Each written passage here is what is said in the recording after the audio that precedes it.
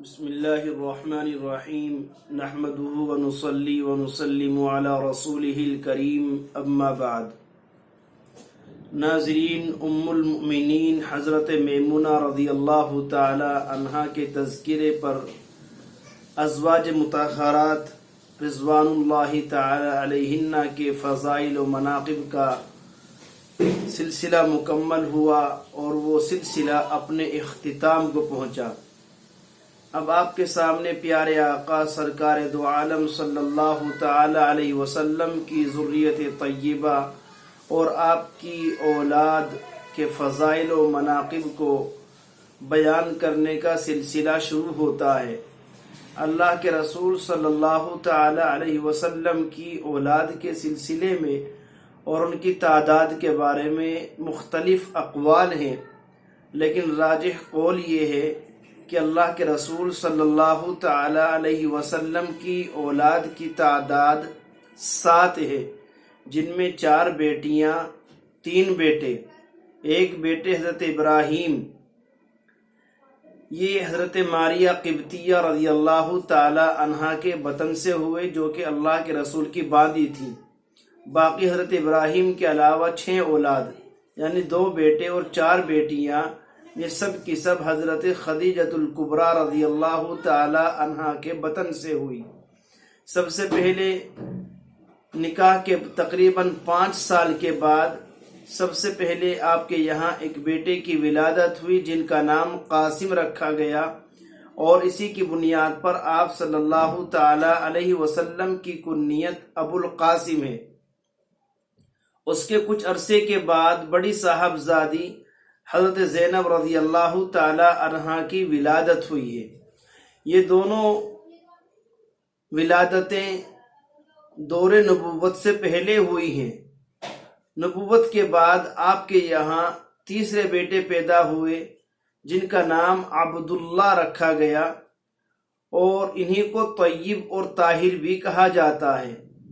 پھر اس کے بعد مسلسل 3 بیٹیاں حضرت رقیہ، حضرت ام کلثوم، حضرت فاطمہ رضی اللہ تعالی عنہنہ کی ولادت ہوئی ہے۔ صاحبزادگان جتنے بھی رہے، حضرت ابراہیم، حضرت عبداللہ اور حضرت قاسم، سب کے سب صغر سنی ہی میں، بچپن ہی میں وفات پا گئے اور اللہ کو پیارے ہو گئے۔ البتہ بنات طاہرات یعنی صاحبزادیاں سبھی سن رشد کو پہنچیں، سب نے زمانہ اسلام پایا اور مشرف با اسلام ہوئیں، مکے سے مدینہ کو ہجرت بھی کی۔ اللہ کے رسول نے ان سب کی شادیاں بھی کی، اس لیے تذکرے صرف بنات طاہرات ہی کے کیا کریں گے، اور انہی کے فضائل و مناقب کا سلسلہ آپ کے سامنے پیش کیا جائے گا۔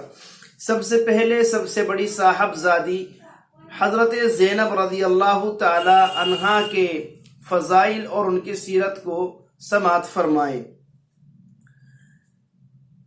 آپ کی ولادت اللہ کے رسول کی بعثت سے 10 سال پہلے ہوئی، یعنی جس وقت اللہ کے رسول کی عمر تقریباً 30 سال ہے اور نکاح کو 5 سال ہو چکے ہیں، اس وقت حضرت زینب رضی اللہ تعالی عنہا کی ولادت ہوئی ہے۔ آپ کا نکاح ابو العاص بن ربیع سے ہوا تھا، جو کہ آپ کی خالہ حالہ بنت خویلد کے صاحبزادے تھے، یعنی ابو العاص بن ربیع حضرت زینب رضی اللہ تعالی عنہا کے خالہ زاد بھائی تھے۔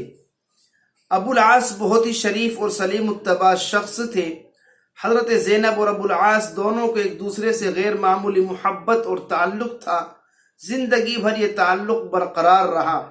اللہ کے رسول نے جب مکہ سے مدینہ ہجرت فرمائی تو اپنے اہل خانہ کو اپنے ساتھ نہ لا سکے تھے۔ حضرت زینب اپنی سسرال یعنی ابو العاص کے گھر پر ہی تھیں۔ ابو العاص اس وقت تک ایمان نہیں لائے تھے، یہاں تک کہ سن 2 ہجری میں غزوہ بدر میں مشرکین مکہ کے ساتھ ابو العاص بھی جنگ کرنے کے لیے بدر پہنچے تھے، اور پھر بدر کے قیدیوں کے ساتھ قید کر کے مدینہ لائے گئے۔ جس طرح اور قیدیوں کے رشتہ داروں نے اپنے قیدیوں کو چھڑانے کے لیے بطور فدیہ مال بھیجا تھا، حضرت زینب رضی اللہ تعالی عنہا نے بھی اپنے شوہر ابو العاص بن ربی کو آزاد کرانے کے لیے چھڑانے کے لیے بطور فدیہ مال بھیجا۔ اللہ کے رسول نے ان کو اس شرط پر رہا کر دیا تھا کہ وہ مکہ پہنچ کر زینب کو مدینہ بھیج دیں گے۔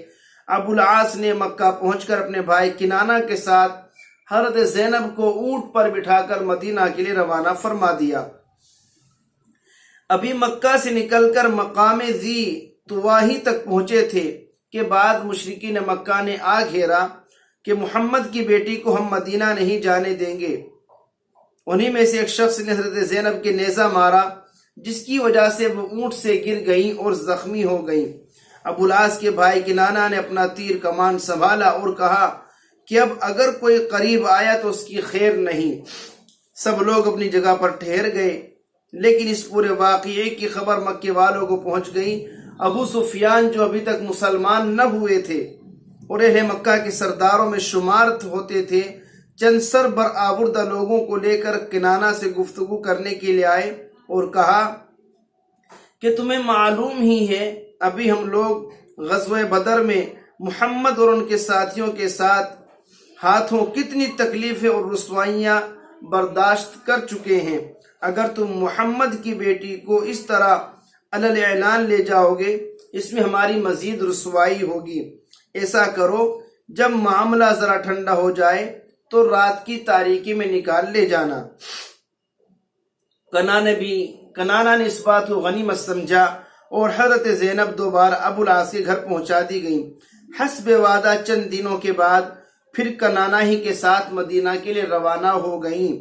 ادھر اللہ کے رسول نے حضرت زید بن حارثہ اور ایک انصاری صحابی کو بطن یا ججنام کے ایک مقام تک حضرت زینب کو لانے کے لیے روانہ کر دیا تھا۔ کنانہ اسی جگہ پر پہنچ کر حضرت زینب کو ان دونوں حضرات کے حوالہ کر کے مکہ واپس چلے آئے۔ اس طرح حضرت زینب رضی اللہ تعالی عنہا نے مکہ سے مدینہ کی طرف ہجرت کی۔ سن 6 ہجری میں ابو العاص پھر ایک جنگ میں قید کر کے مدینہ لائے گئے۔ اس وقت بھی ان کے کام حضرت زینب آئیں۔ اللہ کے رسول نے حضرت زینب کی سفارش پر ابو العاص کو رہا فرما دیا۔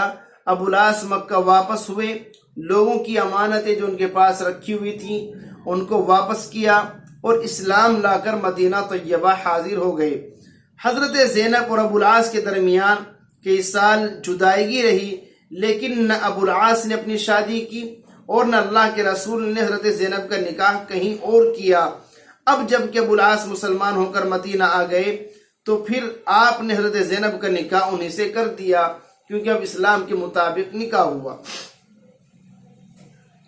اللہ کے رسول صلی اللہ تعالی علیہ وسلم کے قلب اطہر میں حضرت ابو العاص کا ان کی شرافت، ایفاء عہد اور حضرت زینب کے ساتھ ان کے حسن تعلق کی بنیاد پر بڑا مقام تھا اور آپ اس کا اظہار بھی فرمایا کرتے تھے۔ حضرت زینب کے لیے سب سے بڑا شرف تو یہی ہے کہ آپ جگر گوش رسول صلی اللہ تعالی علیہ وسلم ہیں، پھر وہ بالکل اولین ایمان لانے والوں میں ہیں۔ اپنی والدہ حضرت خدیجہ رضی اللہ تعالیٰ عنہ کے ساتھ ہی انہوں نے بھی کلمہ شہادت پڑھا اور حلقہ بگوش اسلام ہو گئی تھی۔ اللہ کے رسول کو بھی ان سے بہت محبت تھی۔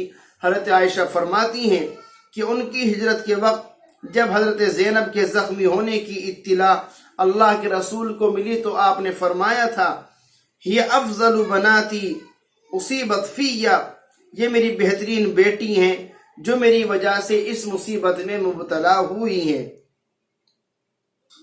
سنہ 8 ہجری میں حضرت زینب رضی اللہ تعالیٰ عنہ کی وفات ہوئی ہے۔ اللہ کے رسول پر ان کی وفات کا بہت اثر تھا۔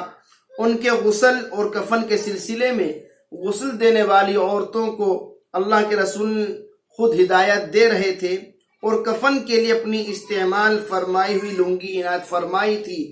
حضرت ام عطیہ جو غسل دینے والی عورتوں میں شامل تھیں، ان کی روایت کے الفاظ صحیح مسلم میں موجود ہیں، فرماتی ہیں جب اللہ کے رسول کی صاحبزادی حضرت زینب کا انتقال ہو گیا تو ہم غسل دینے والی عورتوں سے فرمایا کہ طاق دفعہ غسل دینا، یعنی 3 دفعہ یا 5 دفعہ یا 7 دفعہ، اور جب آخری دفعہ غسل دینے کے لیے پانی استعمال کرو تو اس میں کافور کی آمیزش کر لینا، اور جب غسل دے کر فارغ ہو جاؤ تو مجھے اطلاع دینا۔ ام عطیہ فرماتی ہیں کہ جب ہم عورتیں غسل سے فارغ ہو گئیں، اللہ کے رسول کو اطلاع دے دی گئی تو آپ نے کفن کے لیے اپنی مبارک لنگی عنایت فرمائی اور فرمایا اس کو کفن میں سب سے اندر کی طرف حضرت زینب رضی اللہ تعالیٰ عنہ کے جسم سے ملا کر استعمال کرنا۔